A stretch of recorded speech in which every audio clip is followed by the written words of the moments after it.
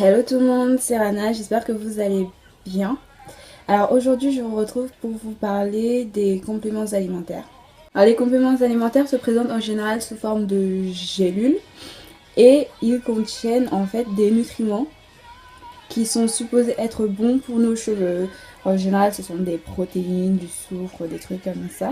Et il faut savoir que lorsque vous décidez de prendre des compléments alimentaires, en fait, il faut faire une cure qui dure entre un mois et 3 mois pour certains. Certains compléments alimentaires, il faut les prendre une fois par jour. D'autres, il faudra les prendre 3 fois par jour, matin, midi, soir, après avoir mangé. Concernant la nourriture, comme ce sont des compléments alimentaires, il faut avoir quand même une alimentation saine, équilibrée, variée. Il ne faut pas toujours manger la même chose parce que sinon ça ne fonctionne pas apparemment. Et les prix varient en général 3 € et quelques à 78 €. Ouais, le plus cher que j'ai vu c'était 78 € et quelques, bref 79 €. Vous savez, limite vous pouvez vous acheter toute une gamme de produits capillaires avec ça. Certains compléments alimentaires en fait sont réputés pour faire pousser les cheveux, d'autres stopper la chute du cheveu, il y en a apporter de la brillance. Et donc je sais que certaines se demandent est-ce que j'en ai déjà utilisé. Oui. Quand je venais de commencer mon aventure capillaire en 2011, franchement à l'époque, j'entendais souvent parler d'un seul complément alimentaire. Mais partout, hein, que ce soit sur YouTube, que ce soit dans les blogs, sur internet, partout, on parlait que d'un seul complément alimentaire. Devinez lequel? La levure de bière. Partout, je vous assure. Vous voyez, quand vous commencez votre aventure capillaire, bah, vous êtes là, vous ne savez rien du tout. Vous regardez, vous voyez qu'une fille utilise ça. Donc du coup, tu dis, bon, vu qu'elle utilise ça, je vais tester. L'autre, elle utilise ça, je vais tester. Un tel utilise ça, je vais tester. Donc moi, je me disais, bon, je vois tout le monde dans ce monde, tout le monde parle que de levure de bière par-ci et par-là. Moi, si je vais tester pour voir ce que ça fait, si je vais voir vraiment un changement, si mes cheveux vont pousser et tout ça. En plus, j'avais une amie à l'école qui, bon, elle a pas les cheveux crépus, elle a les cheveux de type caucasien, qui me disait oui, là, mais Rana, t'inquiète, ça fonctionne et tout ça. Moi, mes cheveux sont grave beaux et tout ça grâce à ça. Donc moi, je me suis dit, ah, si elle utilise, si ça fonctionne sur elle, pourquoi ça fonctionnerait pas sur moi? Donc du coup, ce que j'ai fait, j'ai attendu que les cours se terminent. Et dès que les cours se sont terminés, j'ai couru comme pas possible au magasin. J'ai cherché la levure de bière, la levure de bière. Dès que j'ai trouvé ma levure de bière, quand je regardais ça, je me disais non, ça là, c'est mon saint graal. Si j'ai pas les cheveux longs comme la plupart des filles là, c'est qu'il y a un truc qui fonctionne pas. Donc du coup, j'étais toute contente et tout ça. Je me dis, bon, on va commencer, Rana, sois déterminée. Il faudra que tu sois régulière. Parce que la levure de bière que moi j'avais achetée, il fallait la prendre. Il fallait la prendre matin, midi, soir. Ouais, voilà, matin, midi, soir, après avoir bien mangé, bien évidemment, et tout ça.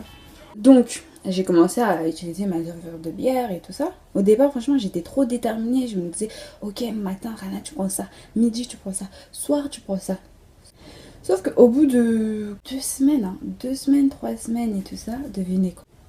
Au bout de 2 semaines, je vous assure les filles, Dieu m'en est témoin. J'ai commencé à développer au niveau de l'avant-bras, ce bras-là, là. Au niveau du bras, des rougeurs, des boutons.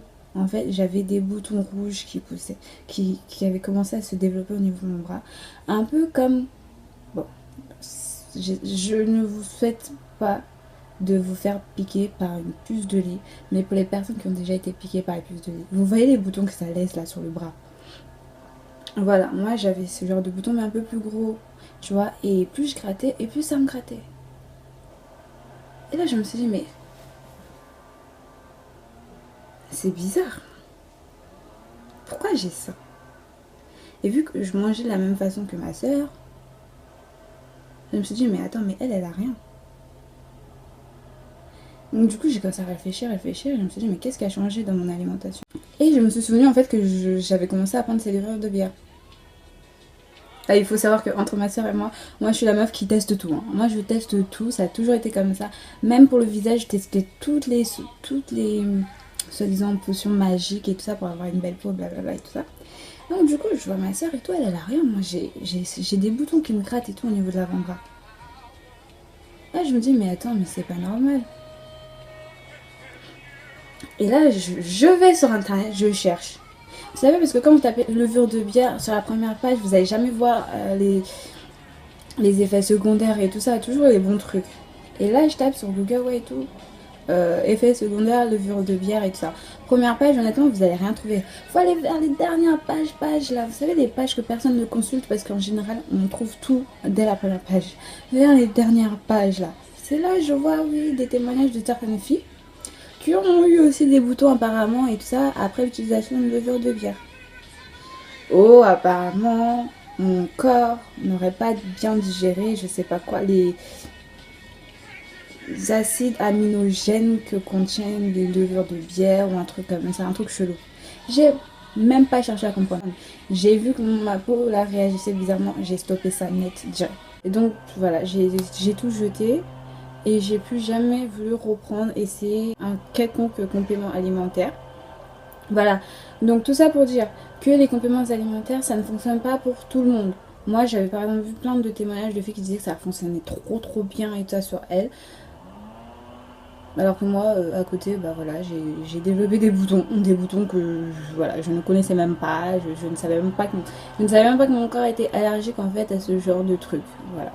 Donc du coup, j'ai plus jamais voulu essayer des compléments alimentaires. Donc voilà, vous voyez que les compléments alimentaires, ça marche pas pour tout le monde.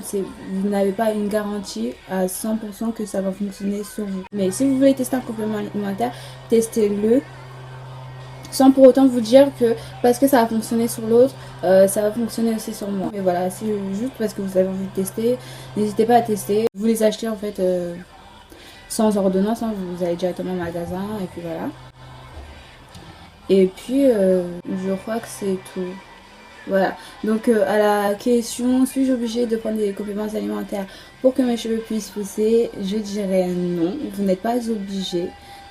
J'en suis un exemple, moi j'ai testé ça pendant 2 semaines, ça n'a pas fonctionné sur mon corps, ça n'a pas fonctionné du tout, j'ai pas voulu retester parce que flemme. Et en plus, il faut savoir que si vous décidez de prendre des compléments alimentaires, il faut vraiment être régulière, hein. Mais voilà, ça ne fonctionne pas sur tout le monde, retenez ça. Mais même sans ça, il suffit juste d'avoir une routine capillaire simple, régulière pour que vos cheveux puissent bien pousser. Un petit clin d'œil à ma vidéo précédente si vous ne l'avez pas vue, où j'expliquais en fait les facteurs qui influencent la pousse du cheveu. Voilà, c'est la fin de la vidéo, j'espère qu'elle vous aura plu. Je vous fais de gros bisous. La famille s'agrandit, c'est super bien. Et je vous dis à la prochaine.